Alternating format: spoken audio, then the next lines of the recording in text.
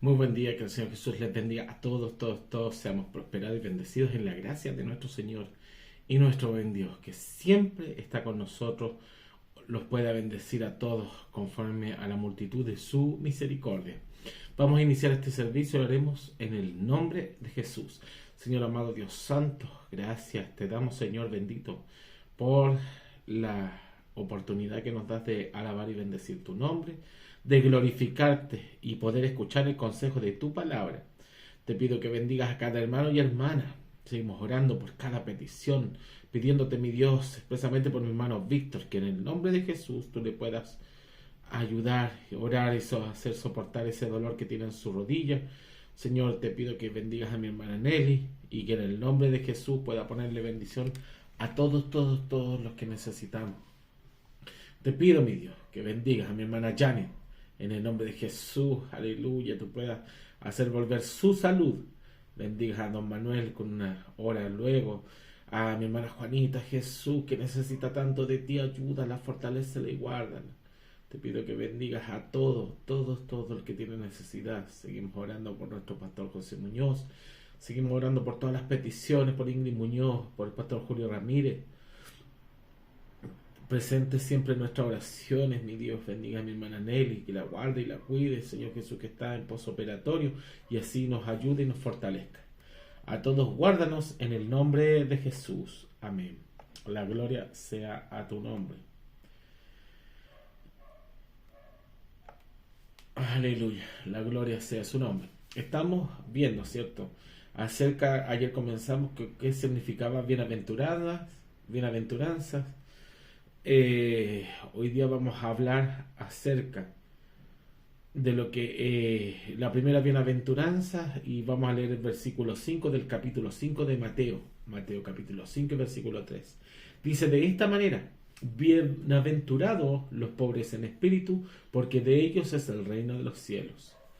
Bienaventurados los pobres en espíritu, porque de ellos es el reino de los cielos.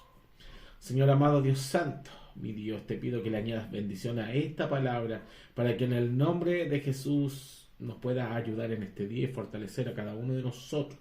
Guárdanos en tu palabra, y que en el nombre de Jesús podamos sentir que, Señor Jesús, tú estás con nosotros cada día. Gracias, Señor, porque tú sencillamente eres nuestra fortaleza. Amén y amén. La gloria sea tu nombre. Los pobres en espíritu.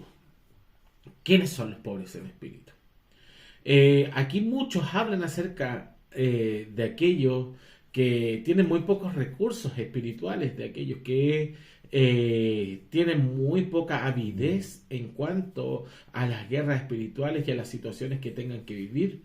Pero los pobres en espíritu son aquellos que se sumergen a sí mismos en la gracia de Dios, y no necesariamente van a ser aquellos que tienen pocas fuerzas, o sencillamente son aquellos que son muy básicos en la guerra espiritual. No se trata del tiempo que usted lleve, no se trata de los años que nosotros llevemos caminando, ni de la manera que nosotros tengamos de orar.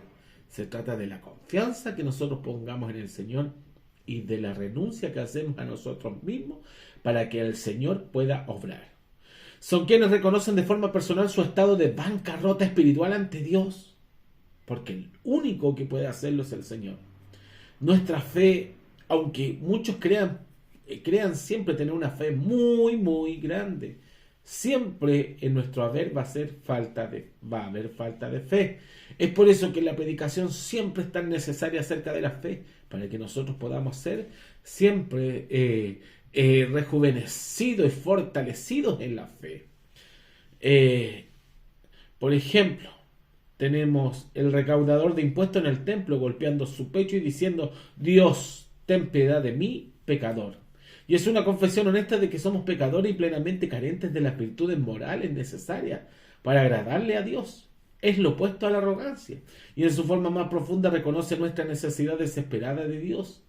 Jesús está declarando que es una bendición reconocer nuestra necesidad de ser llenos de su propia gracia. Es decir, de cuando nos pongamos por delante, reconozcamos, ¿no? Porque muchos se ponen por delante del Señor como herederos de su reino, pero no se ponen como obreros de la obra del Señor. Es por tanto que el inicio del Sermón del Monte aprendemos que no tenemos los recursos espirituales nosotros mismos para poner en práctica las enseñanzas acerca de que el Señor tiene. Muchas veces no podemos ni cumplir el llamado de Dios en nuestras propias fuerzas y tenemos que siempre pedirle las fuerzas a Él. Porque créanme, el caminar cristiano no es todo que lo pinten que es victoria tras victoria. Sí, hay días de muchas victorias. Gloria sea al Señor, pero la victoria le pertenece al Señor. Nosotros muchas veces fracasamos en nuestro haber, en nuestras cosas, en la fe. Fallamos muchas veces y tropezamos y caemos y nos desviamos. Muchas veces perdemos la fe, muchas veces tenemos tropiezos tan grandes que estamos en el suelo espiritualmente. Y es ahí cuando nosotros reconocemos el poder del Señor. Pablo dijo, cuando soy débil, entonces soy fuerte. ¿Por qué? Porque reside en mí el poder de Cristo. El poder del Señor va a mostrar en nosotros, se va a demostrar en nosotros de la manera en que nosotros demostremos la necesidad de que el Espíritu esté con nosotros. Entonces, ¿cuál es el resultado práctico de esta bendición?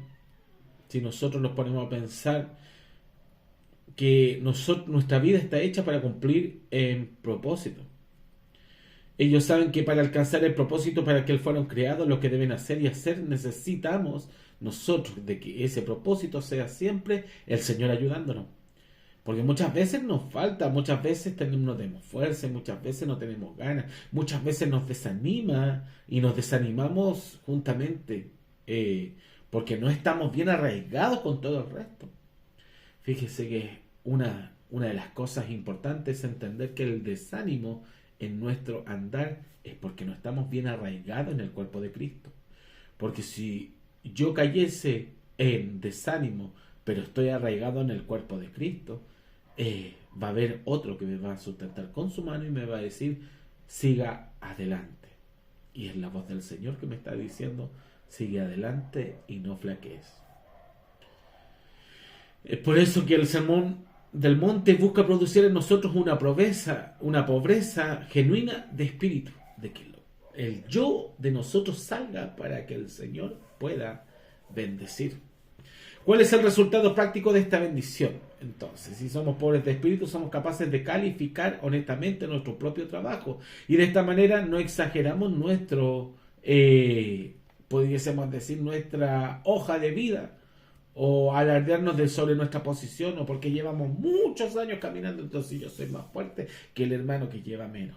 Créame que delante del Señor somos todos iguales y vamos a ser pasados por la prueba, pero cuando tú estás en medio de la prueba y reconoces que solamente el Señor te puede sacar de ahí, es cuando muestras tu humildad, tu pobreza de espíritu. Recordemos que incluso Jesús, cuando comenzó a trabajar con madera, necesitó guía e instrucción. Nosotros también necesitamos ser guiados. Así como Jesús sigue trabajando dentro de nosotros, nosotros tenemos que poner sus enseñanzas por delante para tener una guía hacia dónde vamos. Buscar la presencia de Dios, la fortaleza de Dios en nuestra vida cada día mientras vivimos como cristianos en el lugar donde el Señor nos ha puesto a su servicio. Este es un llamado de atención porque la pobreza de espíritu es para los que están al servicio del Señor.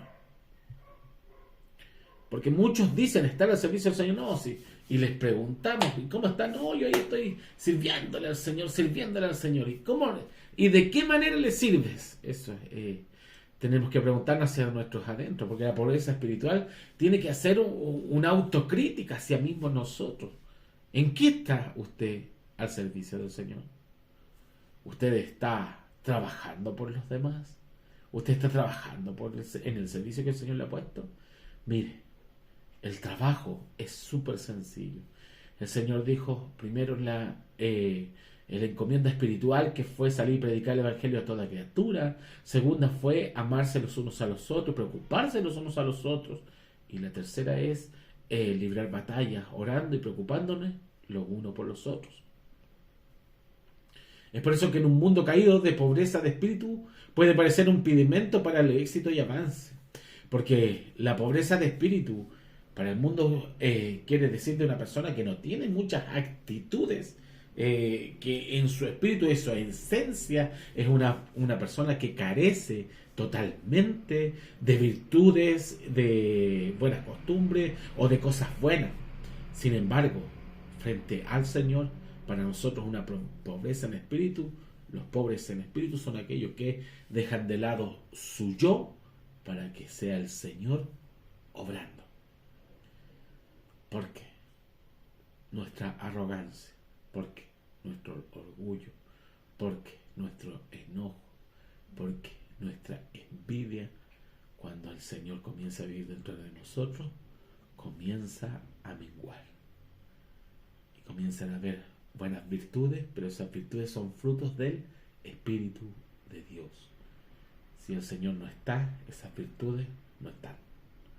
Por eso es que hay que llenarse del Señor para tener una pobreza espiritual. Hay que llenarse de Él para poder enfrentar las cosas que vienen. ¿Qué puede llegar a ser más exitoso a la larga? ¿Un líder que dice no teman, yo puedo manejar todo, solo hagan lo que les digo? ¿O un líder que dice juntos lo podemos hacer, pero todos tenemos que hacer nuestra labor mejor de lo que lo hemos hecho antes? La pobreza en espíritu es decirle, hermano, hermana, usted siervo, usted sierva, es necesaria en la obra del Señor. Usted, hermano, es necesario en la obra del Señor. Somos todos necesarios. Al menos dentro de las mejores organizaciones queda atrás la época en la que un líder arrogante se pone por delante para poder marchar. El líder que tiene una pobreza espiritual y una humildad espiritual va a ir detrás con el pueblo, alentando a aquel que de repente se confunde, aquel que de repente encuentra el desánimo, aquel que de repente comienza a detenerse. El líder espiritual va a estar detrás, ayudando para que todos puedan seguir avanzando. La pobreza espiritual nos dice de esta manera: de ellos es el reino de los cielos. Fíjese, el reino de los cielos. Muchos hablan acerca de ese reino espiritual, pero aquí está hablando del reino de los cielos. Porque el Señor, cuando estuvo en la tierra, habló del reino de los cielos y que se estaba cumpliendo ahora. El reino terrenal de Jesucristo es un reino espiritual y este reino de los cielos se está cumpliendo aquí en la tierra, porque somos nosotros los encargados de hacer que Jesús, nuestro Dios, esté constantemente siendo alabado aquí en la tierra y que podamos llevar a las personas al reino de los cielos. Que el Señor Jesús les bendiga. Que esta enseñanza de acerca que son bienaventurados los pobres en espíritu son de aquellos que reconocen la falencia humana para poder poner a Cristo, a Jesús, por delante, pues de ellos es el reino de los cielos. Señor Jesús, amado Dios, gracias te damos por esta palabra. Te pedimos bendición para todos los hermanos y que en el nombre de Jesús podamos ser fortalecidos en este día. Seguimos pidiendo por la paz de Jerusalén y por la paz y el amor de cada uno de nosotros. Ayúdanos a seguir adelante. Fortalécenos, Señor. Renueva nuestras fuerzas. Ayúdanos en el nombre de Jesús. Gloria sea su nombre. Bendición para todos.